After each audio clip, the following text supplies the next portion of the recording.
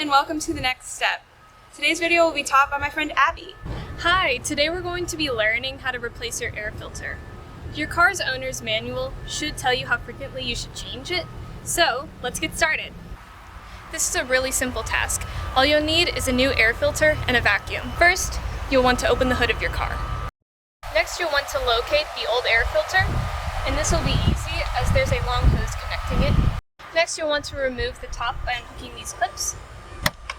Be careful when you remove the top as you don't want to mess anything in the engine up.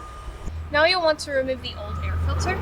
If you notice that there's any debris in the box, just vacuum it out. Now you'll want to put the new air filter back into the box. And then you can simply place the top of it back on the box. And there you have it, a very simple fix that you can do at home. I hope you found this video helpful, and thanks so much for watching.